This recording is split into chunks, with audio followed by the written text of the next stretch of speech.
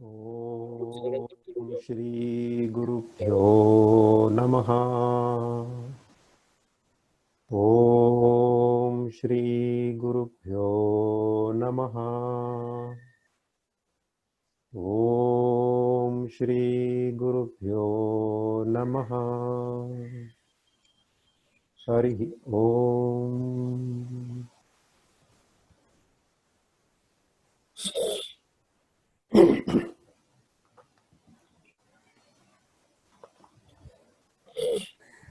उपस्थित सभी साधक बंधु और भगिनी,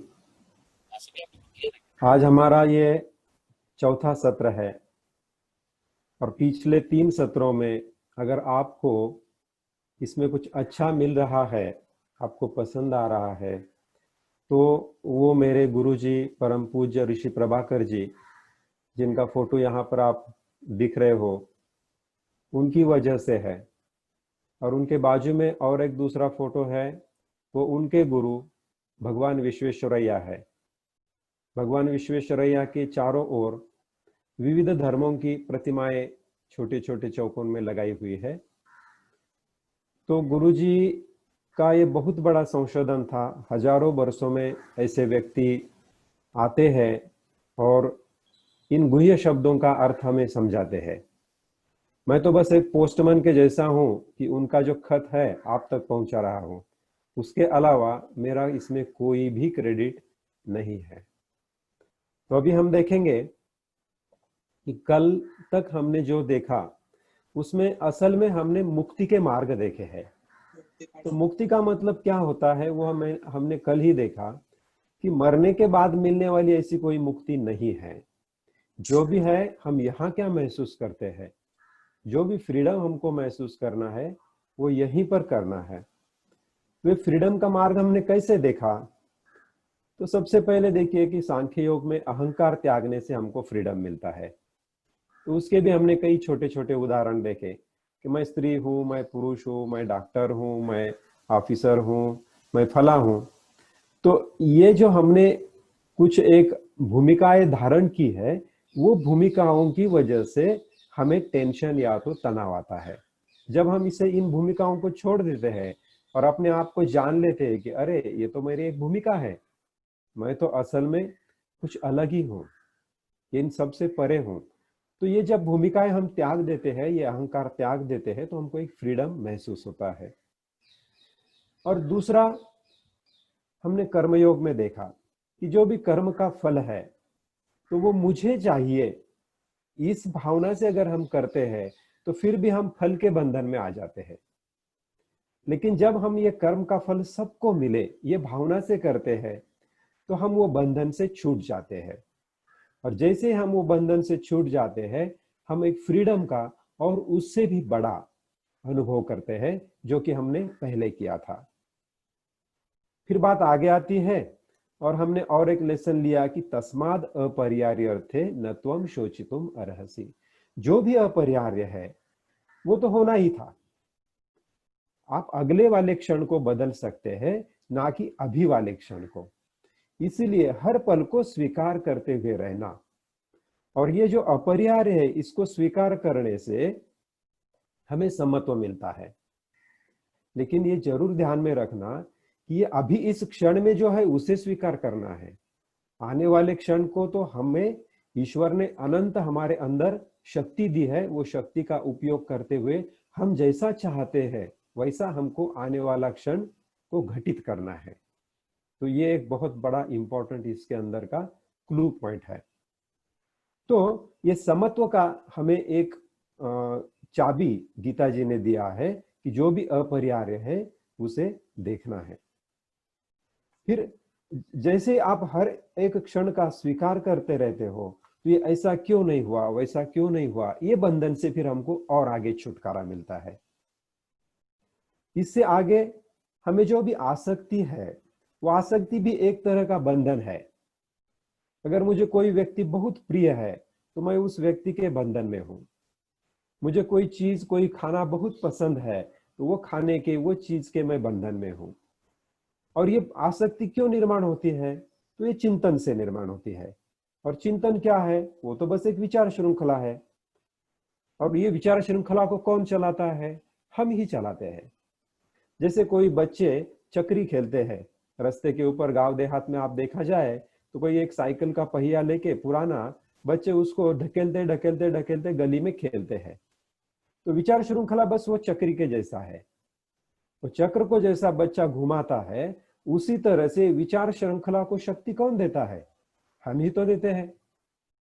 तो बस उसके प्रति सजग हो जाना, साक्षी हो जाना, और आप वो चक्री को जो भी एक वेग देते हो, मतलब आप विचार को विरोध करते हो या तो विचार को चालू रखते हो, या तो नए नए विचार ढूंढते हो, ये सब चक्री का ही काम है। तो इसके प्रति सजग हो जाने से ये विचार श्रृंखला, ये चिंतन रुक जाता है, और चिंतन से आने वाली आसक्ति भी रुक जाती है।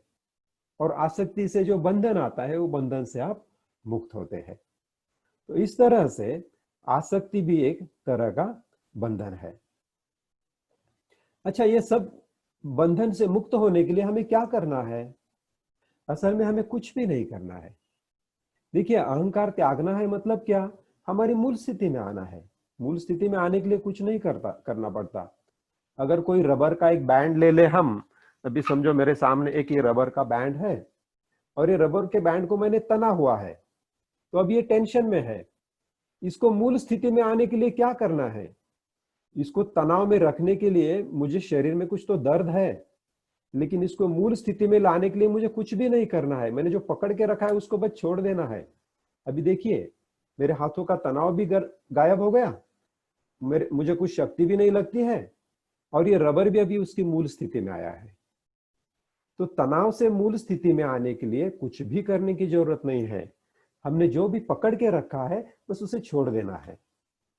कर्म का फल त्यागने के लिए क्या करना है? कुछ नहीं, सिर्फ भाव बदलना है मन के अंदर का।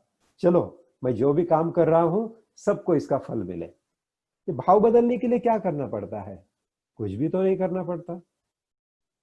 अभी क्षण में जो अपरिहार्यता है वो देखने के लिए क्या करना है? कुछ कहीं जाके कुछ काम करना है? कुछ भी तो नहीं करना है। और ये जो आसक्ति है, ये आसक्ति जिस चिंतन से आती है, वो चिंतन रोकने के लिए क्या करना है? हम जो भी कुछ कर रहे हैं वो नहीं करना है। तो this is all science of non doing. ये अकर्म का शास्त्र है। इसे कुछ नहीं करना है।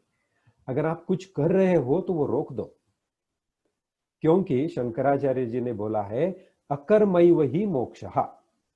ये जो आपको बाजू में मेरे फोटो दिखेगा, वो फोटो के अंदर एक नीचे छोटा सा सेंटेंस लिखा हुआ है, अकर्मैव मोक्षः। मोक्ष यानी मुक्ति यानी फ्रीडम अकर्म में है। कुछ नहीं करना है हमें। कुछ नहीं करना है इसका मतलब ये नहीं हमारे काम रोक देना है। कुछ नहीं करना है इसका मतलब हम रोज जो कुछ कर रहे हैं उससे ज्यादा मुक्ति पाने के लिए कुछ करने की जरूरत नहीं है। बस हमारा एक दृष्टिकोण जो है उसके प्रति वो बदलना है। अब स्थित प्रज्ञ के बारे में गीता में बताया है। सो स्थित प्रज्ञ क्या है? जिसकी प्रज्ञा स्थित हुई है वही स्थित प्रज्ञ है। अर्जुन पूछते हैं भगवान को कि समाधि में स्थित होने के लिए क्या करना है? तो अर्जुन जी के को वही बोलते हैं कृष्ण, समाधि में स्थित होने के लिए समत्व चाहिए। और समत्व के लिए क्या चाहिए? वो हमने देखा कि समत्व के लिए बस जो भी है इस क्षण में उसको स्वीकार करते रहना है। हमें कुछ भी कोई भी कर्म छोड़ने की जरूरत नहीं है, क्योंकि कर्म के बिना कोई भी व्यक्ति रह नहीं सकता। सिर्फ कर्म के प्रति जो भाव है वो भाव हमें छोड़ना है। हम जो श्वास लेते हैं, श्वास छोड़ते हैं, वो भी एक कर्म है। ये कर्म के प्रति भाव बदलना है। ये सांस मैं मेरे लिए नहीं लूंगा, ये सांस तो इस शरीर को जीवित रखने के लिए लूंगा, ताकि ये शरीर पूरी दुनिया के काम में आए। तो देखिए, ये लेने वाला काम भी आप देने की भाव से कर रहे हैं। आपको कोई कर्म छोड़ने का जरूरत नहीं है। और जब आप आपके सभी कर्म ठीक ढंग से करते हो, देने के भाव से करते हो, तो क्या क्या बदलाव आते हैं? कृष्ण भगवान तो कहते हैं कि अगर आपका जीवन यज्ञ स्वरूप है, यज्ञ स्वरूप का मतलब क्या? देने के भाव से है, तो अच्छी बारिश आती है। तो हम सोचेंगे अरे ये अच्छी बारिश कैसे आएगी हमारे अच्छे काम करने से। तो देखिए, यज्ञ स्वरूप जीवन का मतलब सृष्टि ने हमें जो भी नियम दिए हैं उन नियमों के अनुसार अपना हम जीवन जिए, हम दूसरों के लिए जीवन जिए। दूसरों के लिए इसका मतलब क्या, सिर्फ दूसरे मनुष्य मात्रों का कल्याण हो इसके लिए ही जीना ऐसा नहीं है। हम जो ये पूरे सृष्टि का नुकसान कर रहे हैं ना, वो करना रोक दे तो भी वो यज्ञ है। जैसे कि अगर हम ऑफिस जा रहे हैं और ऑफिस हमारा नजदीक है तो आप पैदल जा सकते हो, वो सृष्टि को ज्यादा अनुरूप है। हम जो ईंधन जला रहे हो, ये जो विमान चला रहे हैं, ये ट्रेनें चला रहे हैं, ये क्या है कि ये सृष्टि के अंदर हमने एक पूरा हस्तक्षेप बना के रखा है। तो इसे जैसा आपने देखा कि अभी दिल्ली के अंदर पूरी हवा शुद्ध हो गई है, क्यों? क्योंकि आदमी ने वहां पर होने वाला जो उसका हस्तक्षेप है उसे रोक दिया और सृष्टि अपने अपने मूल स्वरूप में आ गई। तो इस तरह से अगर हम यज्ञ स्वरूप जीवन जीते हैं, सृष्टि के अंदर ये जो हमने अलग अलग कारखाने बना के रखे हैं, और हम तो इसे क्या कहते हैं, ये तो प्रगति है। लेकिन हमें थोड़ा अंतर्मुख होकर सोचने की जरूरत है कि क्या सही में ये प्रगति है? क्या सही में मोटर गाड़ियां ज्यादा बनाना प्रगति है? क्या पैदल जाना प्रगति है? ज्यादा ईंधन जलाना प्रगति है या ईंधन की बचत करना प्रगति है? आजकल तो ऐसा कहते हैं, प्रगत देश कौन सा है? जिस देश में ज्यादा ऊर्जा की खपत है वो प्रगत है। क्या ये सही है? मेरे हिसाब से, मेरे गुरुजी के हिसाब से तो ये गलत है। अमेरिका प्रगत देश नहीं है, वो तो मागास देश है। क्यों? क्योंकि वो सृष्टि का ज्यादा नुकसान करता है, उसको जीने के लिए ज्यादा खर्चा करना पड़ता है। कौन सी मोटरसाइकिल अच्छी है? ज्यादा पेट्रोल खाने वाली अच्छी है या कम पेट्रोल खाने वाली? आप कहेंगे कम पेट्रोल खाने वाली अच्छी है।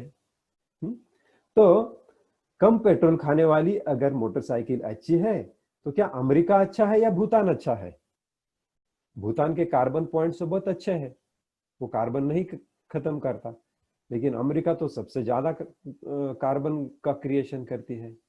तो प्रगत कौन है? तो देखिए, कृष्ण भगवान यही कहते हैं कि आपका जीवन अगर यज्ञ स्वरूप है तो बारिश अच्छी आती है। बारिश अच्छी आने से हमके अन्न मिलता है, अन्न से प्राणी अपना जीवन जीते हैं। और जो भी व्यक्ति इस तरह से यज्ञ स्वरूप नहीं जीवन जीता वो तो पापी है। ऐसा हमें तीसरे अध्याय में कुछ एक संदेश दिया है।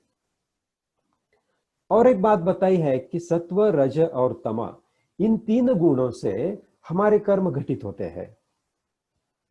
जैसे कि अगर कोई व्यक्ति है, उसे लगता है कि मैं व्यापार ही करूं, तो वो एक राजसिक गुण हो गया।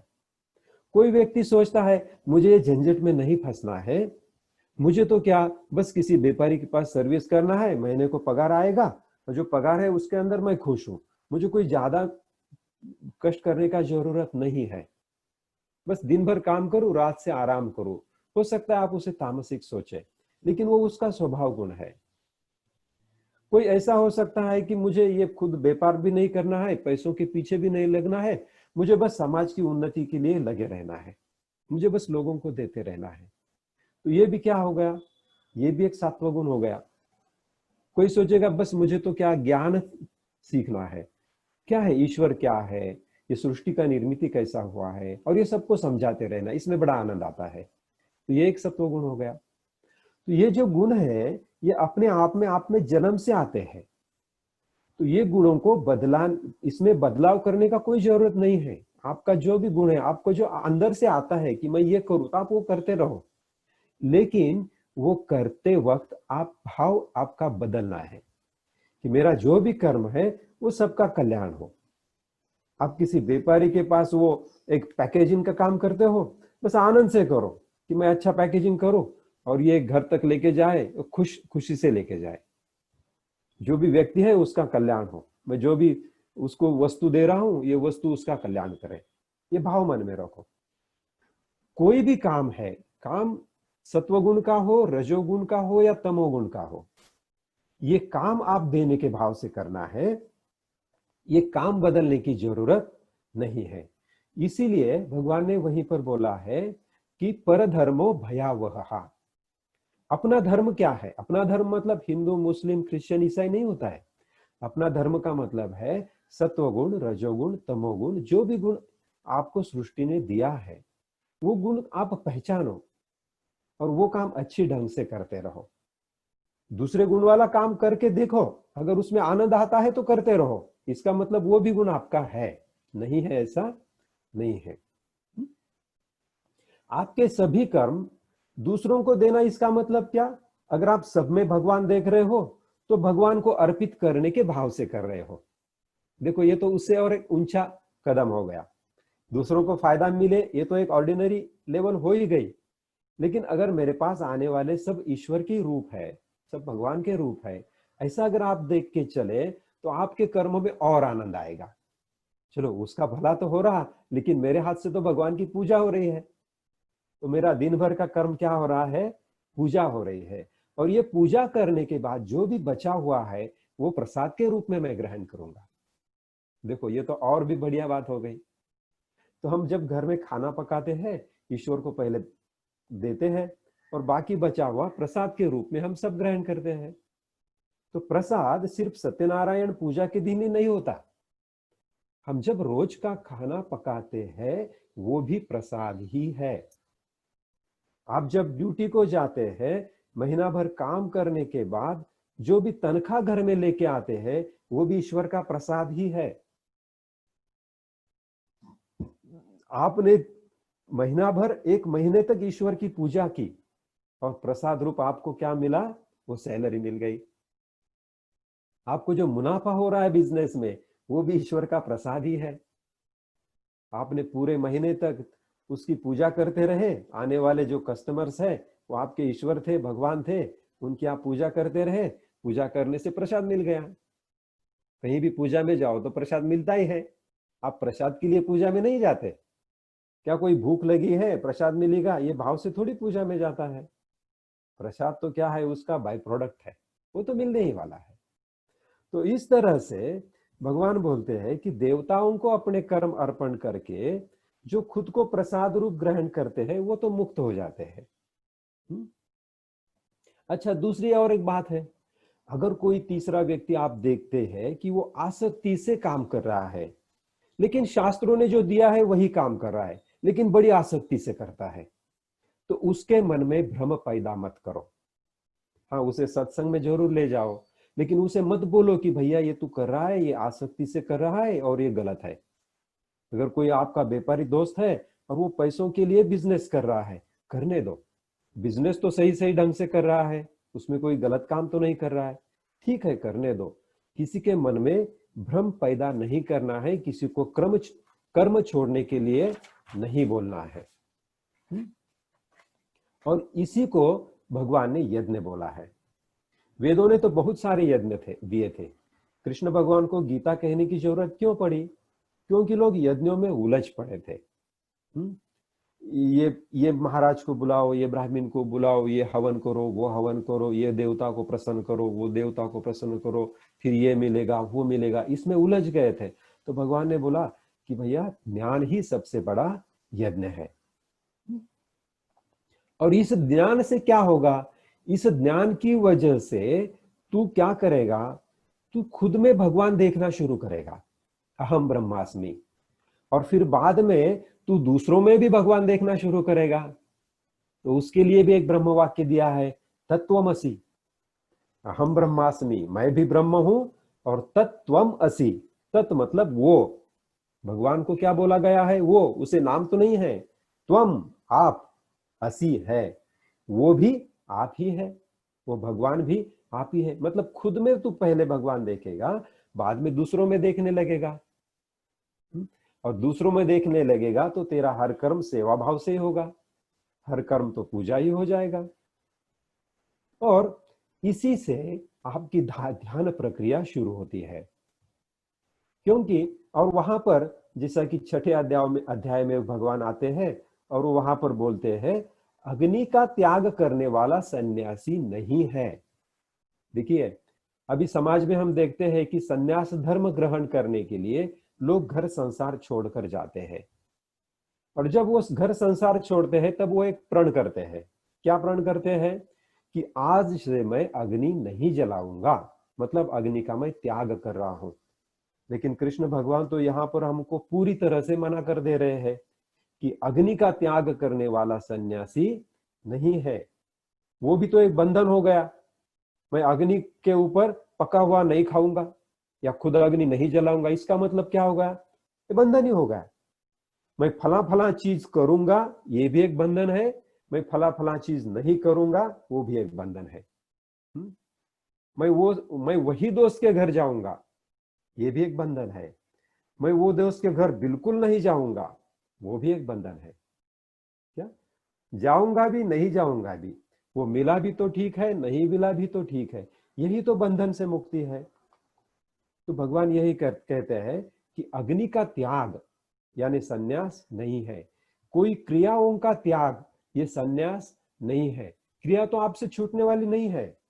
आप ये पूरा जगत, आपकी पत्नी, बच्चे सब छोड़ के जंगल में भी गए तो वहां पर तो क्रिया होने वाली है। वहां पर आपका कमंडलू रहेगा, आपकी छाती रहेगी, आपकी धोती रहेगी, वो तो आपको संभालना है। तो वहां पर एक छोटा सा संसार शुरू हो जाता है। तो फिर सन्यास क्या है? सबसे पहले तो सन्यास का मतलब ये होता है सन अधिक न्यास। आपको पता है न्यास का मतलब होता है ट्रस्ट। हमारे भारतवर्ष में न्यास नोंदणी कार्यालय होते हैं। तो न्यास नोंदणी कार्यालय का मतलब होता है ट्रस्ट रजिस्ट्रेशन ऑफिस। तो ये जो आप ट्रस्ट की निर्मित करते हैं, ट्रस्ट का मतलब क्या होता है? समाज की सेवा के लिए निर्मित की गई संस्था। और सन्यास, संघ का मतलब क्या होता है? जैसा मैंने बोला था आकंठ, आ मतलब यहां तक, उसी तरह से संघ का मतलब होता है यहां तक। संतृप्त द्रावण। संतृप्त का द्रावण का मतलब क्या होता है? अगर किसी द्रावण के अंदर आप नमक डालते गए डालते गए डालते गए तो एक स्थिति ऐसी आती है उसके अंदर नमक घुल नहीं सकता, उसकी वो अंतिम परिसीमा को वो पहुंच गया है, उसे संतृप्त बोलते हैं। तो सन्यास का मतलब क्या हो गया? वो उस हद तक पहुंच गया आपका ट्रस्ट देने की भावना के लिए कि अंतिम चरण को पहुंच गया, उसे कहे गए सन्यास। तो आप सिर्फ देने के भाव में रहते हैं, अपना काम करते हैं, तो वही सन्यास स्थिति है। कर्म छोड़ना सन्यास नहीं है। तो आप जो भी संकल्प करते हैं वो संकल्प भी एक बंधन है। देखिए हम फ्रीडम का शास्त्र अभ्यास कर रहे हैं। गीता जी क्या है? ये तो एक मोक्ष का और मुक्ति का ही शास्त्र है। तो मुक्ति के शास्त्र में कृष्ण जी ने और एक आगे का कदम बताया है कि संकल्प का भी त्याग करो। मतलब जब भी हम पूजा करते हैं तो गुरु जी या भट्ट जी हमें बोलते हैं अभी आप यहां संकल्प छोड़ो, तो फिर हम संकल्प छोड़ते हैं। तो संकल्प छोड़ना इसका मतलब क्या है? संकल्प को पकड़ना नहीं है। मन में संकल्प लाओ और उसे छोड़ दो। चलो अभी मैं, मेरे हाथ से ये काम घटित हो जाए, ऐसा आपने संकल्प किया और उसे छोड़ दिया। फिर उसके बंधन में नहीं रहना है, बस आप कर्म करते रहो, जो भी उसका अंतिम परिणाम आएगा वो आएगा। तो परिणाम के बंधन में आप नहीं उलझना है। आपने संकल्प कर लिया कि आप आपके घर से दिल्ली तक जाके पहुंचेंगे, तो बस संकल्प कर लिया और निकल पड़े। लेकिन वो संकल्प को पकड़ के नहीं रखना है। उसे आप पकड़ के रखेंगे तो आपको आनंद कब है? जब आप दिल्ली पहुंचेंगे तभी आनंद है। आपको रास्ते में तो आनंद नहीं है। रास्ते में आपको ताजमहल मिल सकता है, रास्ते में आपको अच्छा सृष्टि सौंदर्य मिल सकता है, अच्छे अच्छे लोग मिल सकते हैं, बस उनके साथ रहो, उनमें आनंद प्राप्त करो। हम वहां पहुंच भी सकते हैं, पहुंच भी नहीं सकते हैं। ईश्वर की अगर कुछ इच्छा रही तो बीच में ही हम वहीं रुक जाएंगे। तो संकल्प करना है लेकिन उसे छोड़ना है करके, उस दिशा में निकलना है, लेकिन हम वहां पहुंचे इसका अट्टहास नहीं रखना है। बस अपना 100% देते रहो और जो भी फल मिलेगा उसका स्वीकार करते रहो। तो इसे बोला है संकल्प का जानबूझकर त्याग करना। ये ध्यान प्रक्रिया के लिए एक जरूरी चीज है। दूसरी ध्यान प्रक्रिया के लिए जरूरी चीज है समत्व रहना। ठंड रहे या शीत रहे, उष्ण रहे, सुख रहे, दुख रहे, मान रहे अपमान रहे, सबके प्रति अपने में जब समत्व आता है तभी आप ध्यान स्थिति में स्थित हो सकते हैं। और भी एक कंडीशन बताई है ध्यान योग के लिए, ज्यादा खाना नहीं है और पूरा उपवास भी नहीं करना है। आप बहुत ज्यादा खाएंगे तो सो जाएंगे, शरीर में तमस आ जाएगा। बिल्कुल ही उपवास करेंगे तो भी मन पूरा पेट भूखा भूखा रहेगा और वो बोलेगा अरे तो मुझे भूख लगी है। तो सात्विक जो भी हमें खाना बताया है वो खाओ और मित खाओ। देखो एक कन्नड़ा में एक कहावत है, मतलब जो एक वक्त खाता है वो योगी है, जो 2 वक्त खाता है वो रोगी है, जो 3 वक्त खाता है उसे कन्नड़ा में बोला है यत्कंड होगी। इसका मतलब क्या, तो उसका अंतिम संस्कार की तैयारी शुरू कर दो। कहने का मतलब यह है कि मित आहार रहना जरूरी है। भला आपके सामने गुलाब जामुन का 5 गुलाब जामुन किसी ने रख दिया, आपको बहुत भूख लगी है, 5 खत्म तो नहीं करना है, देखना है मेरी जिह्वा इसको चाहती है, ठीक है, आप उसके प्रति सजग बन जाओ, उसका त्याग मत करो, आधा ले लो आधा खाओ, जानबूझकर बाकी बाजू में रख दो, क्योंकि ये तो नैसर्गिक खाना नहीं है। निसर्ग ने तो मुझे फल खाने को बोला है, मेरे जिह्वा ने तो क्या मांगा है, गुलाब जामुन मांग लिया है, ठीक है खा लो।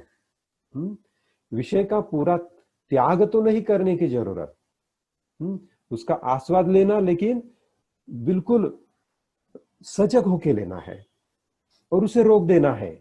बस अभी यहां पर पूरा हो गया, अब इससे ज्यादा मैं आगे नहीं जाऊंगा। तो ये जो सजगता है, ज्यादा नहीं खाना है, उपवास भी नहीं करना है। तो इस तरह से आप आपके जीवन में रहेंगे, सजगता से रहेंगे, तो फिर आप आगे ध्यान प्रक्रिया शुरू कर सकते हैं। तो इतना सब होने के बाद कृष्ण भगवान में क्या किया है, 6ठे अध्याय में ध्यान प्रक्रिया बताई है। तो देखो पूर्व तैयारी बहुत जरूरी है। शुरुआत भगवान ने की है समाधि स्थिति से और अभी दिया है ध्यान प्रक्रिया। समत्व पहले है, समाधि का माने समत्व है, और अभी समत्व, एक बार आप समत्व में स्थित हो गए तो बस आप ध्यान कर सकते हो। जहां पर ज्यादा हवा नहीं लगती है, जहां पर दिया की ज्योत जो है वो शांत रह सकती है, दिया बुझ नहीं सकता, इस तरह की जगह पे आप बैठ सकते हो। धैर्य और उत्साह से बैठना है और निश्चय करना है। ये भी चीजें बताई है कि दृढ़ता चाहिए, धैर्य चाहिए, और बहुत ज्यादा बैठने का जरूरत नहीं है। मेरे गुरुजी ने बताया है कि 15 मिनट का ध्यान बहुत ठीक है, इससे ज्यादा ध्यान के लिए घंटों तक बैठे रहना बिल्कुल जरूरी नहीं है। आपको आपके पेट में बड़ी अच्छी भूख है, ऐसी वक्त आप क्या करो, सुबह में सुबह 11-12 बजे खाना पाने के पहले और शाम में जब आप ऑफिस से आते हो उस वक्त 15 मिनट के लिए आंखें बंद करके आप बैठ जाइए। किसी विचार में ना उलझे, अगर विचार आते रहते हैं तो उसे साक्षी भाव से देखते रहिए। आप वो चक्री को चलाते हैं तो चक्री को चलाना बंद कीजिए। तो 15 मिनट के लिए आप शांति से बैठ सकते हो। ये मन चंचल है और इसे रोकना कठिन है, लेकिन आपके अभ्यास से और वैराग्य से आप वो कर सकते हैं, ऐसा गीता जी बोलते हैं। तो देखिए ध्यान की प्रक्रिया में अगर आप आसानी से बैठ सकते हो, बैठने के लिए आपको तकलीफ नहीं होती है, परेशानी नहीं होती है, तो आप कीजिए। इसमें आपको तकलीफ महसूस होती है तो करने का अट्टहास मत कीजिए, वो बहुत ज्यादा जरूरी नहीं है। सबसे इंपॉर्टेंट जो है वो कृष्ण भगवान ने सबसे पहले ही बता दिया है कि बस कर्मयोग करो। कर्मयोग देने के भाव से कर्म करेंगे तो मैं शून्य होते जाएगा, और आप सांख्य योग करेंगे, अपने मन को समझाएंगे कि मैं तो कुछ नहीं हूं, मैं शून्य हूं और मैं ही ईश्वर हूं, तो भी आप अहंकार रहित हो जाएंगे। आपका अहंकार रहित होना महत्वपूर्ण है, ना कि आपका ध्यान को बैठना इंपॉर्टेंट। आप समझे ना, आप जैसे ही आपका अहंकार कम होते जाता है, शून्य होते जाता है, अपने आप ध्यान हो जाएगा। आप जो भी कर रहे हैं वही ध्यान है। तो अभी 7वें अध्याय में फिर क्या करते हैं कृष्ण भगवान, समझाने लगते हैं कि परमेश्वर ईश्वर क्या है, मैं कौन हूं।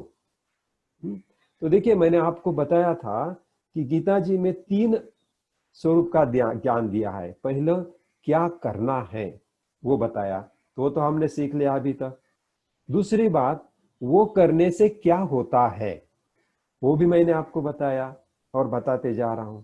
और तीसरा, वो क्यों करना है। तो यहां से आगे ये क्यों करना है इसके बारे में गीता जी ज्ञान देना शुरू करते हैं। और वो बहुत ज्यादा इंपॉर्टेंट है, ऐसा भी नहीं है। क्या करना है वो बहुत ज्यादा इंपॉर्टेंट है, वो आप करते रहो। और ये जो बाकी का क्यों करना है वो अपने आप गीता जी पढ़ते रहो, आपको उसका पता चलते जाएगा। फिर भी हम उसको संक्षिप्त में थोड़ा बहुत देख लेंगे। वो बोलते हैं मैं कौन हूं। अभी जैसा लगता है कि कृष्ण भगवान की तो हम मूर्ति देखते हैं, तो वो तो एक प्रतीकात्मक है। कृष्ण भगवान एक प्रतीकात्मक है। जैसे हम देखते हैं, देखो, कृष्ण भगवान रथ में बैठे हैं, अर्जुन का रथ चला रहे हैं, 5 घोड़े हैं, अर्जुन जी रथ में खड़े हैं। तो ये क्या है, सब एक प्रतीक है। 5 घोड़े क्या है, ये तो 5 विषय है। और ये विषय क्या करते हैं, हमको खींचकर कहीं भी लेके जाते हैं। तो ये घोड़े हैं, और अगर घोड़ों को लगाम नहीं है तो ये घोड़े वहां जाएंगे जहां उनका दिल करता है, वो वहां हमें नहीं ले जाएंगे जहां हम चाहते हैं। तो इसलिए क्या चाहिए, उन विषय रूपी घोड़ों को लगाम चाहिए। तो वो लगाम क्या है, ये मन, हमारा मन क्या है उसका लगाम है। और ये मन के ऊपर कंट्रोल रखने वाला कौन है, वो तो कृष्ण भगवान जो रथ चला रहे हैं, तो वो बुद्धि है हमारी। तो अर्जुन जी तो बड़े भाग्यवान थे, उनको कृष्ण भगवान मिल गए, लेकिन हमें बुद्धि मिल गई है, तो ये बुद्धि ही कृष्ण भगवान है। तो कृष्ण भगवान से हमको बुद्धि को ट्रेनिंग देना है, उसको कृष्ण भगवान के जैसा बनाना है बुद्धि को। और वो जो ज्ञान देते हैं वो ज्ञान को हमको बुद्धि में लेना है। और फिर बुद्धि मन को आदेश देगी, वो लगाम को आदेश देगी, लगाम के रूप से वो आदेशित करके ये विषयों को हमें जहां चाहिए वहां लेकर जाएगी। और फिर आपने क्या करना है, आपने तो बस आराम से रथ में बैठे रहना है, उसको रथी कहा गया है। जो कि हम चित्र में अर्जुन देखते हो, तो आप अर्जुन हो, आप रथ में बड़े आराम से बैठे रहो, आपका जीवन चलाओ, आपका रथ जहां लेके जाना है लेके जाओ। कृष्ण भगवान तो है ही आपका रथ संभालने के लिए बुद्धि के रूप में। तो ये क्या है, ये प्रतीकात्मक है। उसी तरह से ये कृष्ण भगवान बोलते हैं कि मैं कौन हूं। तो जैसे एक धागा होता है, वो धागे के भी मणि बना सकते हैं हम, बुन बुन के धागे के मणि बनते हैं। पुराने जमाने में देखो ये गुंडी नहीं रहती थी, जो हमारे शर्ट को बटन्स लगाए हुए ना, ये दोरे के बटन्स बनते थे। जो पुराने लोग हैं उनको याद होगा, ये प्लास्टिक नहीं था, ये प्लास्टिक बड़ी मुश्किल चीज थी मिलना। हम बोतल लेके दूध लाने को जाते थे, प्लास्टिक के थैली में दूध नहीं मिलता था, प्लास्टिक बड़ी दुर्मिल चीज थी। तो इसलिए ये प्लास्टिक के बटन नहीं होते थे, दोरे के बटन रहते थे। तो उसी तरह से दोरे का मणि बनता है, और ये दोरे के मणि बना के एक दोरे में ही हम, धागे में ही हम उसको गूंथते हैं, तो एक उसकी माला बनती है। तो उसी तरह से भगवान बोलते हैं कि मैं ही परा हूं और मैं ही अपरा हूं, मतलब चेतना भी मैं हूं और अचेतन भी मैं हूं। आपको जो ये सृष्टि दिख रही है ना अचेतन, वो भी मैं हूं, और उसके अंदर जो चेतना दिख रही है ना, वो भी मैं हूं। तो ये दोनों भी मुझसे ही निर्माण हुए हैं। अच्छा, ये जो अचेतन प्रकृति आप देख रहे हो, वो भी 8 अंगों से बनती है। पृथ्वी है, आप है, तेज है, वायु है, आकाश है। ये तो हम देखते हैं, पृथ्वी, आप, तेज, वायु, आकाश। उसके अलावा हमारा मन है, मन को बुद्धि है, मन के साथ बुद्धि है, और हमें एक अहंकार प्राप्त हुआ है। तो मन, बुद्धि और अहंकार, ये भी क्या है, ये भी एक अचेतन प्रकृति है। तो ये 8 को मिलके अष्टधा प्रकृति कहते हैं, और ये अष्टधा प्रकृति से हम एक व्यक्ति बोलकर बनते हैं। पृथ्वी, आप, तेज, वायु, आकाश से शरीर बना है, उसके अंदर ये मन, बुद्धि, अहंकार है। तो हम ये अष्टधा प्रकृति से ये अचेतन शरीर बन गया। इस अचेतन शरीर में वो चेतन स्वरूप ईश्वर प्रवेश करता है, और ये एक मनुष्य शरीर, हम व्यक्ति बनते हैं। लेकिन ये व्यक्ति भूल जाता है कि मैं वो परम पुरुष मेरे अंदर प्रवेश किया है। वो तो शरीर को ही खुद समझने लगता है, ये शरीर को ही मैं राजन बड़े समझने लगता हूं, और वहां पर एक भूल होती है, मैं मोहित हो जाता हूं। फिर मुझे ये सुख दुख, मेरे सुख दुख लगने लगते हैं, और मैं अज्ञान को प्राप्त हो जाता हूं। देखिए कितनी गहन बात, कितनी सरलता से कृष्ण जी ने बताई है कि अष्टधा प्रकृति से तो आप बन गए, आपके अंदर वो चेतन रूप ईश्वर ने प्रवेश कर लिया, तो आप जीवित हो गए, और वो जीवन को आप खुद समझने लगे कि मैं राजन बड़े हूं, और वो आप अज्ञान को प्राप्त हो गए, और अज्ञान में ही जीवन जीने लगे। तो ईश्वर को तो वही चाहते थे कि ये सृष्टि तो चलना है, उसने तो एक खेल खेल शुरू किया है, ईश्वर ने, ये लीला है उसकी। ये लीला के अंदर उसने हमको अलग अलग रोल दे दिए, और वो नाटक खुद देखते बैठे हैं, प्रेक्षक के रूप में भगवान ये नाटक देख रहे हैं, और हम उलझ पड़े। हमें जो भूमिकाएं दी गई है वो भूमिका सच है, ऐसा ऐसे अज्ञान में हम क्या हो गए, फंस गए। हमको वो अज्ञान से बाहर निकलना है, हमारी भूमिका पूरी तरह से 100% करना है, और हमें भी उस भूमिका का आनंद लेना है, जैसा कृष्ण भगवान प्रेक्षक गण में बैठकर उसका आनंद ले रहे हैं, उसी तरह से हमको भी अंदर से सजग होके ये हमारी भूमिकाओं का आनंद लेना है। तो ये रहा परमेश्वर, अंदर भी वो है, बाहर भी वो है, चेतन भी वो है, अचेतन भी वो है, परा भी वो है, अपरा भी वो है। और ऐसे इस कृष्ण भगवान को, ऐसे इस सृष्टि को, जो उसका जो भजन करते हैं, जो उसको पहचानना चाहते हैं, ऐसे जो लोग हैं, उनके फिर उसके अंदर प्रकार बताए हैं। जैसे कि असुर होते हैं, मतलब जो दुष्ट कर्म करते हैं, जो दूसरों का बुरा चाहते हैं, उसको असुरी प्रवृत्ति कहा गया है। मानव में भी असुरी प्रवृत्ति के लोग होते हैं। वो ऐसे क्यों है? क्योंकि वो अज्ञान में है, उनको पता नहीं कि मैं अज्ञान में हूं। उसके बाद अर्थार्थी भक्त होते हैं। अर्थार्थी भक्त का मतलब क्या है? बस सिर्फ सांसारिक पदार्थों के लिए भजना, कि मुझे ये चाहिए, मुझे वो चाहिए, मुझे अर्थ चाहिए, मुझे पैसा चाहिए, मुझे बच्चा चाहिए, मुझे घर चाहिए। इसके लिए ईश्वर की प्रार्थना करते हैं, हे भगवान मुझे तू एक घर दे दे, हे भगवान तू इस साल में मुझे इंक्रीमेंट दे दे। इस काम के लिए ईश्वर को भजने वाले जो लोग होते हैं, शूद्र मनोवृत्ति है उनकी, लेकिन फिर भी वो ईश्वर की क्या करते हैं? प्रार्थना करते हैं। तो उसे अर्थार्थी भक्त बताया है, उसे शूद्र भक्त भी कहा जा सकता है। फिर दूसरा और एक भक्त है, वो आर्त भक्त है। आर्त का मतलब क्या? कि जो संकटों में फंस जाता है, और संकटों में फंसने के बाद ईश्वर की क्या करता है? प्रार्थना करने लगता है। संकटों में कौन फंसता है? जो रिस्क लेता है वो संकटों में फंसता है। रिस्क कौन लेता है? समझो आप बड़ा कारोबार करना चाहते, बड़ी बड़ी वस्तुओं का उत्पादन करना चाहते, अच्छी अच्छी वस्तुएं निर्माण करके पूरी दुनिया को देना चाहते हैं, आप बड़ा रिस्क लेना चाहते हैं, उसके साथ साथ आपको मुनाफा भी हो जाएगा बाई प्रोडक्ट। लेकिन ये करते वक्त आप किसी संकट में फंस जाते हो, और फिर आप ईश्वर की आराधना करते हो, हे ईश्वर तू मुझे इस संकट से बाहर निकाल। आपने ईश्वर को पैसा नहीं मांगा है, वस्तुएं नहीं मांगी है, वो तो आपने अपने बलबूते पे रिस्क ले लिया। भगवान को क्या बोला आपने? बस आप मेरे पीछे रहो, बाकी जो करना है मैं कर लूंगा, मैं कहीं फंस गया तो तू मेरी मदद करना। तो इसे कहा गया है आर्त भक्त, इसे हम वैश्य भी कह सकते हैं।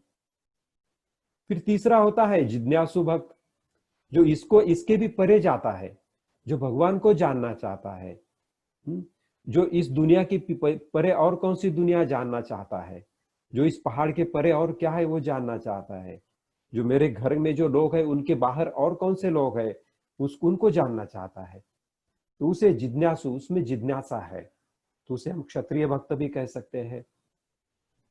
और ये सबसे और भी अच्छा और बढ़िया भक्त है, जिसे ज्ञानी भक्त कहा गया है। वो सब में ईश्वर को देखते रहता है, और सब में ईश्वर है ये सोचकर ही वो पूजा और प्रार्थना करता है।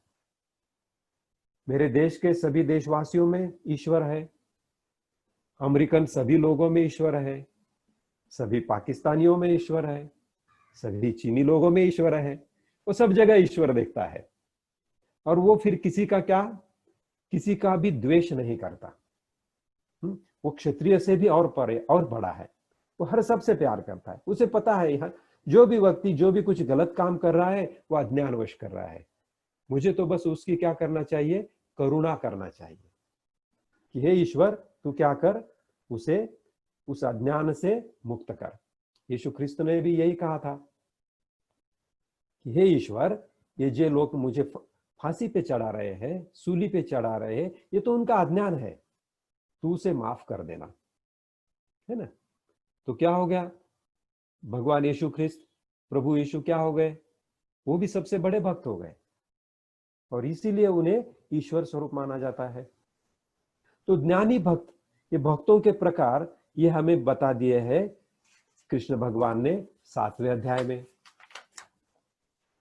और फिर ये सब होने के बाद, ये सब साधना करने के बाद 8वें अध्याय में वो बोलते हैं कि हमें मृत्यु को कैसे जाना है, मृत्यु के पास कैसे हमको जाना है। तो देखिए, सबसे पहले आप ये समझ लेना कि मृत्यु ये कोई बुरी बात नहीं है, ये तो हमारा अंतिम पड़ाव है, वहां जाके पहुंचना है। ये तो एक प्रवास है। और ये फिर ये पृथ्वी क्या है, जो हम जीना जीते वो क्या है, वो तो जैसे हम, आप किसी गांव को जाना है आपको, तो आप रेलवे स्टेशन पे जाते हो, बस स्टैंड पे जाते हो। तो ये जीवन रेलवे स्टेशन या बस स्टैंड के जैसा है। आप यहाँ आके कुछ क्षणों के लिए, कुछ 150 सालों के लिए रुक रहे हैं, जब भी गाड़ी आ जाएगी बैठकर आगे जाना है। तो एक पड़ाव है। तो फिर हमको जहां जाना है वहां जाने की हमको तैयारी करना जरूरी है। जैसे कि अगर 8 दिन कहीं गांव जाना है तो हम 2 दिन तैयारी करते हैं। अगर अमेरिका की यात्रा करना है, महीना 2 महीने जाना है, तो बहुत बड़ी तैयारी करते हैं। उस तरह से हमको अभी जहां भी जाना है तो वहां जाने की तैयारी क्या करना है, ये कृष्ण भगवान 8वें अध्याय में बोलते हैं कि आप पूरी जिंदगी मेरा स्मरण करते रहो। तो मेरा आप स्मरण करते रहेंगे तो अंत काल में भी आपको मेरी याद आएगी। अंत काल में आप डॉक्टर की याद नहीं करेंगे, दवा की याद नहीं करेंगे, मेरी याद करेंगे। और जो अंत काल में मेरी याद करता है वो अंत में मुझे ही आके मिलता है। तो सभी इंद्रियों का नियमन करो, मन हृदय में स्थिर करो, प्राण अपने मस्तक में स्थापन करो, योग धारणा में स्थित हो जाओ और ओम ये जो एकाक्षरी मंत्र है, उस मंत्र रूपी ब्रह्म का स्मरण करो, उच्चारण करो। और मेरा स्मरण करते करते बड़े आनंद से, ये पृथ्वी बड़ी अच्छी रही, यहाँ का पड़ाव बड़ा अच्छा रहा, ये रिश्तेदार, ये मुझे मित्र, ये सब बड़े अच्छे मिले, ये सब भगवान के रूप ही थे, वो सबको थैंक यू अदा करो, बाय करो, जय गुरुदेव करो और बड़े आनंद स्वरूप से यहां से निकल पड़ो। कितना अच्छा है। क्या ये अच्छा हम चाहते हैं?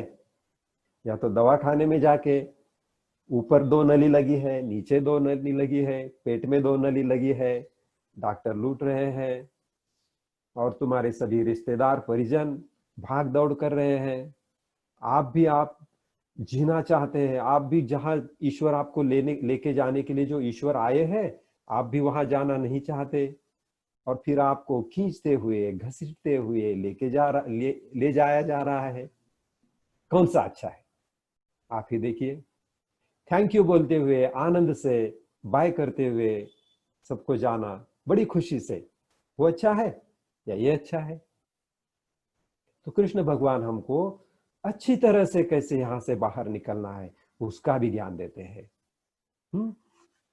तो ये 8वें अध्याय में ये ज्ञान देने के बाद फिर कृष्ण भगवान हमको अपने खुद के बारे में बताने लगते हैं कि आप मेरा स्मरण करते हुए ये शरीर को छोड़ो। लेकिन मेरा मतलब किसका? तो कृष्ण भगवान अभी उनके खुद के रूप के बारे में बता रहे हैं कि अभी मुझे जानो, मैं कौन हूं। तो वो कहते हैं, मैं सभी को व्याप कर भी बच के रहता हूं। मैं आदमियों में हूं, प्राणियों में मैं हूं, दुश्मन में हूं, दोस्तों में हूं, इस पत्थर में हूं, इस कंप्यूटर में हूं, इस लैपटॉप में हूं, इस माइक में हूं और ये पहाड़ों में हूं, ये पृथ्वी, आप, तेज, वायु, आकाश, इसके परे जो ग्रहमालाएं हैं उसमें भी हूं। और इनको व्याप कर जो बचता है, उसमें भी मैं हूं। ये सब जगह पर मैं हूं, मेरे सिवा कुछ हो ही नहीं सकता। फिर भी अर्जुन जी पूछते हैं, आप कहते हैं वो तो बात सही है, लेकिन वो मेरे समझ में नहीं आ रही, तो जरा मुझे विस्तार से बताओ, आप विशेष रूप में कहाँ कहाँ पर हो। तो फिर वो बताते हैं, अच्छा ठीक है, तेरी बाल बुद्धि है, तुझे विशेष रूप में मुझे देखना है तो मैं बता देता हूँ, सब मुनियों में मैं हूँ। विशेषता से मुझे व्यास मुनि में देखो, हर पेड़ों में मैं हूँ, अगर विशेषता से देखना है तो पिप्पल में देखो। इस तरह से वो अपनी विभूतियां बताते रहते हैं, जिसे आप खुद पढ़ ले सकते हैं।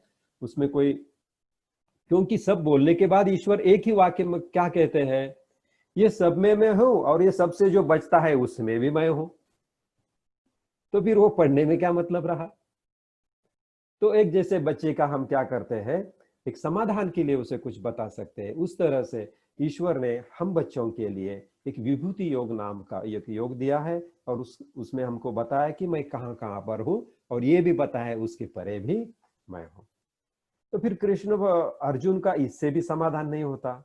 वो बोलते हैं कि कृष्ण भगवान, आपने ये जो भी कुछ बोला, तो इससे मेरा समाधान नहीं हुआ है, तो आप क्या करो, मुझे आपका असली रूप दिखा दो। तो देखिए, ये जो अनंत है, तो ये अनंत, ये बुद्धि से नहीं देखा जा सकता। हमारी बुद्धि कहां तक काम करती है, जहां तक गिनती हो सकती है, काउंटिंग, वहां तक बुद्धि काम कर सकती है। और ये जो अनलिमिटेड, अनबाउंडेड, अनंत रूप जो है, वो बुद्धि के परे है। उसमें हमको क्या समझो, अभी देखो एक नमक का खड़ा है और वो सागर को जानना चाहता है, तो उसके बुद्धि के वो परे है। वो सागर को जानना है तो नमक को क्या करना है, बस सागर में डुबकी लेना है और समंदर में घुल जाना है, तो वो खुद समंदर बन जाएगा। वो जानने की चीज नहीं है। तो उस तरह से अर्जुन भी चाहते थे कि ये ईश्वर का रूप देखो। तो फिर विश्व रूप दर्शन का अध्याय आ गया 11वां, और इसमें ईश्वर उसे दर्शन देते हैं, और दर्शन देने के बाद अर्जुन घबरा जाते हैं। तो देखिए, ये सब प्रतीकात्मक रूप है। हमारी गीता बहुत ही साइंटिफिक है, वो साइंस के परे बिल्कुल नहीं है। कल कल तक ये जो वैज्ञानिक है, या तो जो जिसे हम पाश्चात्य लोग कहते हैं, ये कहते थे कि ये पृथ्वी क्या है, ये सपाट है, प्लेन है। फिर बाद में उनको पता चला, अरे ये प्लेन नहीं है, ये गोल है। और अभी भी ये ढूंढने लगे हैं, इनको अभी भी पता नहीं है कि ये ब्रह्मांड अनंत है। लेकिन हमको, ये तो हमारे गीता जी को पता है कि ये ब्रह्मांड का अंत होने वाला नहीं है। तो फिर भी ये अनंत रूप का ये दर्शन देते हैं। तो ये दर्शन करना है तो कैसे करना है, अनंत रूप का दर्शन करना है तो बड़ा फास्ट करना पड़ेगा। ये आसानी से ये स्पीड से करके नहीं चलेगा। समझो, अगर 3 घंटे का पिक्चर है, 3 घंटे की आपकी शादी की ये है, फिल्म है, और आपको 1 सेकंड 10 सेकंड में देखना है, तो आपको उसको फास्ट फॉरवर्ड करना पड़ेगा।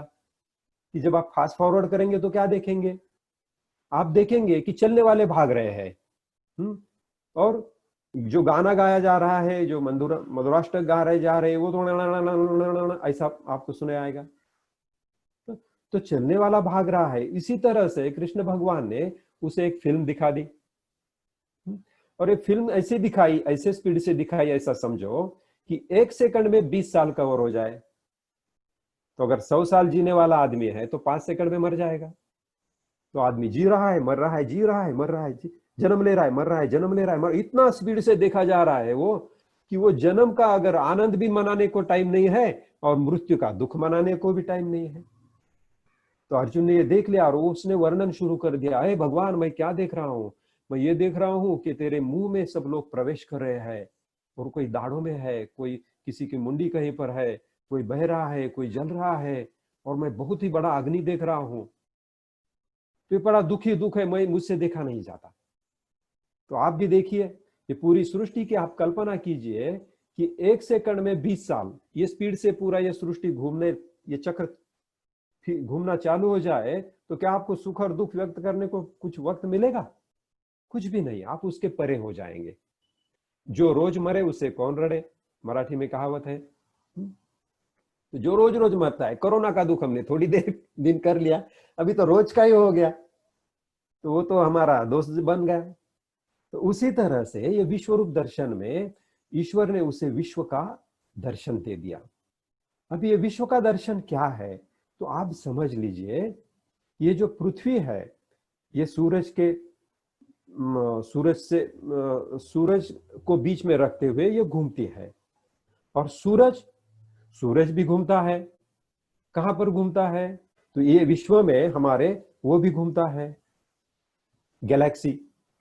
और ये गैलेक्सी, ये गैलेक्सी में कितने सूर्य है, ये गैलेक्सी के अंदर 10,000 करोड़ सूर्य है। कितने हैं हमारे सूर्य जैसे, 10,000 करोड़ सूर्य ये एक गैलेक्सी में है।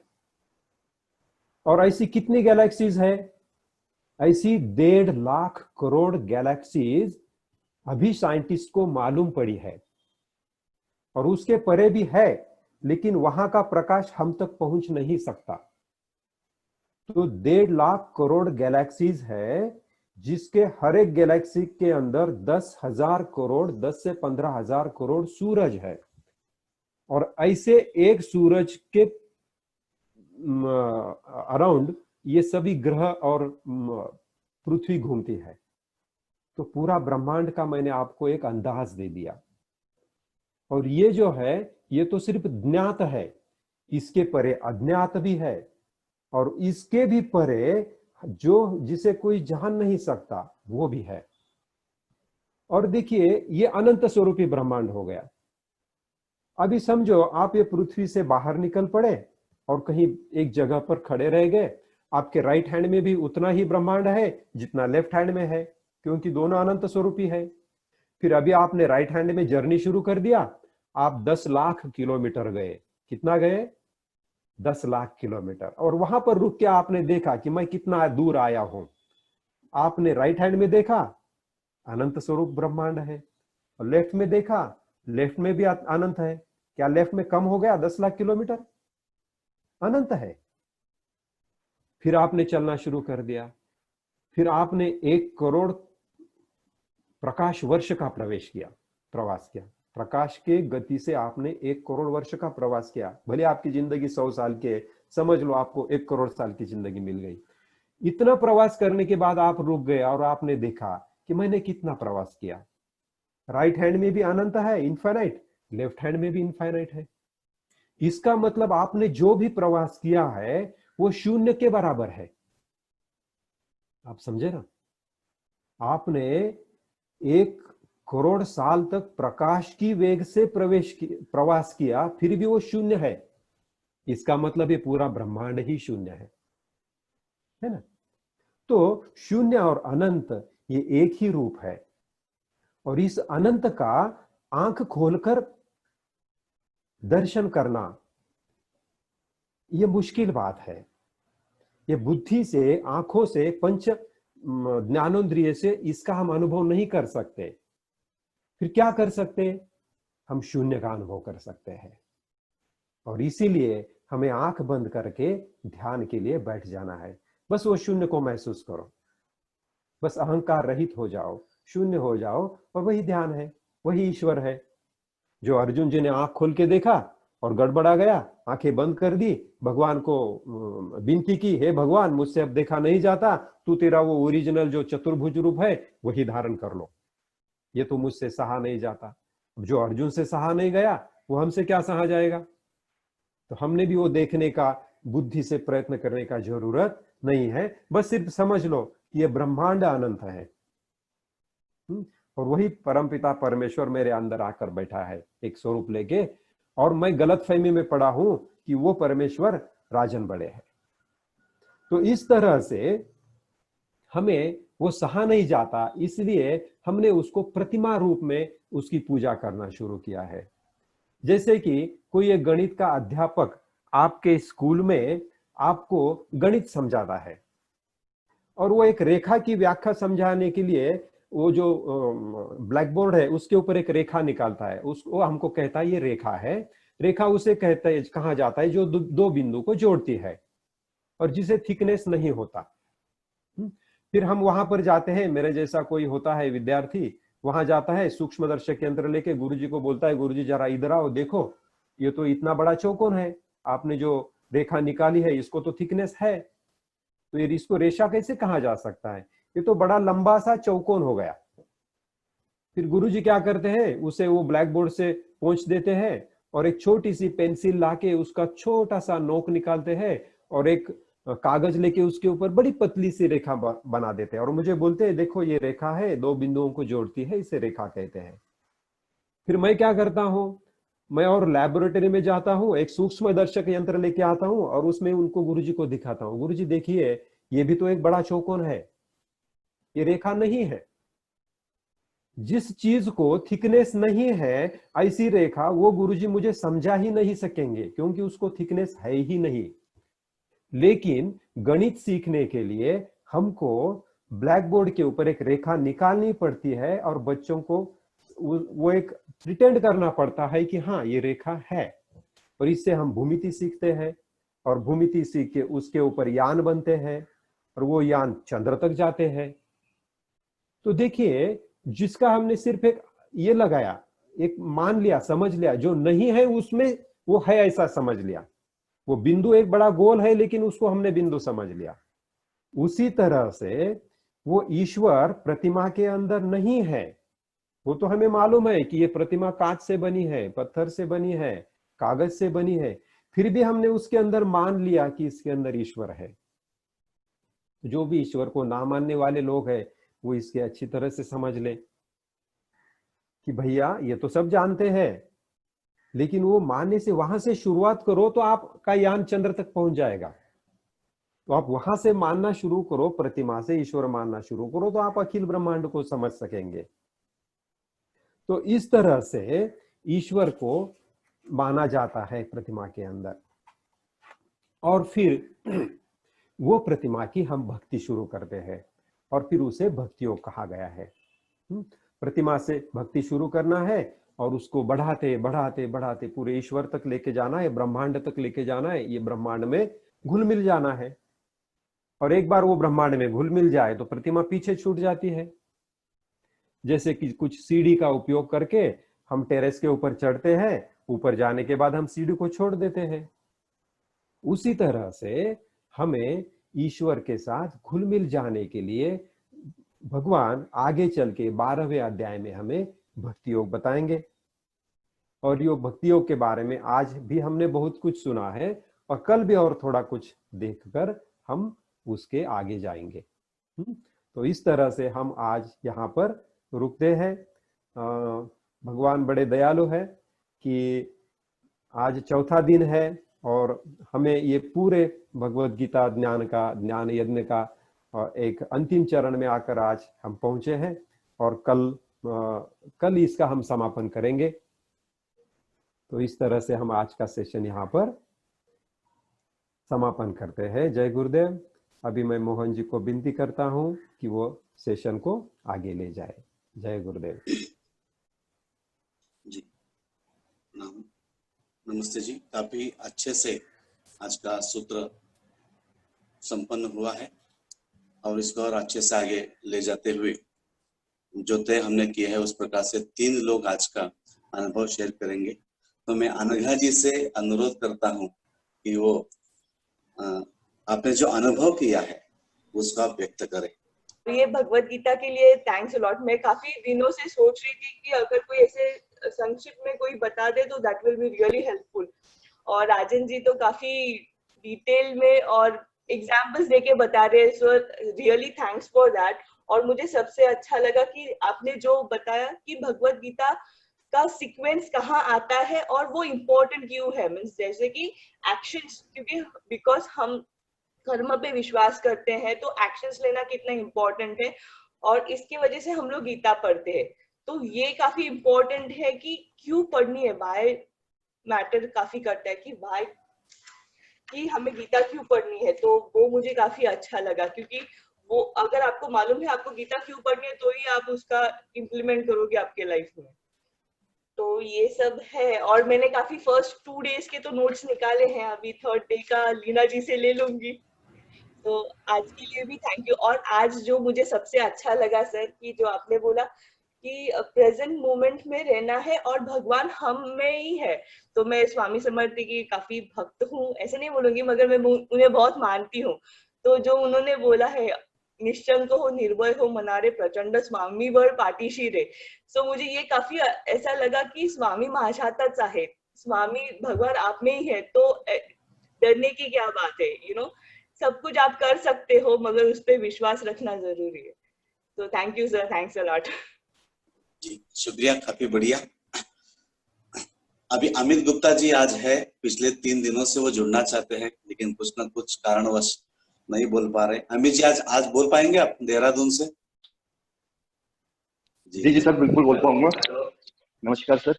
और गीता जी हमारे गुरुजी करा रहे हैं, बहुत ही सरल तरीके से करा रहे हैं।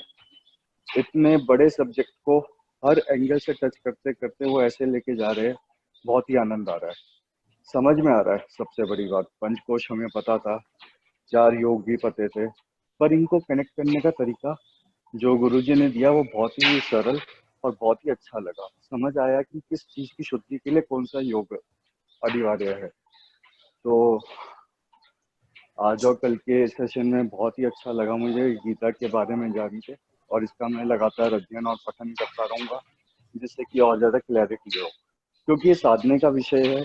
तो ये रोज आपको अपने अंदर झांक के अपनी ही सफाई करनी है, अपने आप को ही और निखारना है, बाहर कुछ काम नहीं है। ये समझ में आया, जो भी अंदर जो भी काम करना है, जो भी आपको कर्म करना है, अपने अंदर ही करना है और अपने ऊपर ही करना है, अपने विचारों पर, अपने खान पान पर, अपने भावों पे। भावों के बारे में बहुत अच्छा समझाया गुरुजी ने कि कैसे हम हर भाव को बदल सकते हैं, कोई भी कार्य है उसमें कैसे हम मुक्त हो सकते हैं, क्योंकि हम बन जाते हैं बिल्कुल बंधुआ मजदूर की तरह, हर कार्य से बनकर ही रह जाते हैं। पर ये गुरुजी ने बहुत ही अच्छा समझाया कि आप लेने के भाव में भी देने के भाव में जब आ जाते हो तो वो चीजें ब्रह्म से कहीं ना कहीं कनेक्ट हो जाती है। और स्वीकारने की शक्ति, क्योंकि मेरा भी यही मानना है कि जब आप स्वीकार लेते हो हर चीज को तो आप एक तरह से प्रकृति के सिंक्रोनाइजेशन में हो जाते हो, आप प्रकृति के साथ मेल हो जाते हो। पर जब आपके अंदर एक विरोधक आभास रहता है और आप हर चीज को निग्लेक्ट करते हो, स्वीकारते नहीं हो, तो एक दिन प्रकृति भी आपको स्वीकारना बंद कर देती है। तो ये बहुत अच्छे अच्छे और कीमती सूत्र है सर, समझ में तो ये जीवन भर ही समझने में लग जाएंगे और रोज एक नया इंसाइट मिलेगा जितना डीप हम जाएंगे, क्योंकि एक सागर है और सागर की गहराई कोई नाप नहीं पाया, और हर गहराई पे एक अलग ही जीव है, अलग ही दुनिया है। ऐसे ही हमारा मन है, तो जितना हम भीतर जाते रहेंगे आनंदमय कोष में पहुंचते रहेंगे। तो मैं दोनों गुरुजी का बहुत ही धन्यवाद करता हूँ कि गुरु पूर्णिमा के दिन के बाद ये आपने अनुष्ठान करा, ये बहुत ही अच्छा चल रहा है और बहुत ही क्लियरेंस हो रही है। धन्यवाद। अभी डॉक्टर योगिता जी भामर भी यहाँ पे है, मैं उनसे अनुरोध करता हूँ कि आप भी आपका पक्ष रखें। सुप्रभात सर। मैंने बहुत सारे कोर्स कर लिए थे इसके पहले। मैं योग शिक्षक भी हूँ खुद, और भगवत गीता मैंने 2-3 बार पढ़ने का प्रयास किया, लेकिन 100 पेजेस मैंने 2 बार पढ़ लिए, उसके आगे नहीं जा रही थी। अभी तो पूरा सर ने बताया वैसे पढ़ना चालू किया, तो अभी उसमें इंटरेस्ट भी आने लगा। बहुत दिनों से मेरी भी इच्छा थी कि मैं भगवत गीता पढूं, लेकिन जिस तरह से राजन सर ने बताया वैसे पढ़ने के लिए अभी मुझे भी इंटरेस्ट आ गया, और मेरे साथ मेरी बेटी भी पढ़ रही है। ये बहुत अच्छा है। उसको मैं पढ़ रही हूँ इसलिए वो बोल रही आप क्या पढ़ रहे हो, तो वो भी पढ़ने लगी है। तो वो हम तीनों भी पढ़ रहे हैं, मेरे हस्बैंड भी पढ़ने लगे हमारे साथ अभी कल से। तो ये बहुत अच्छा फील हो रहा है कि एक ने सीखा तो सब इम्प्लीमेंट कर रहे हैं घर में। Thank you. शुक्रिया। अभी और किसी से अनुरोध करता हूँ कि और कोई अगर बोलना चाहते हैं तो हमारे पास और है 3 मिनट। हाँ।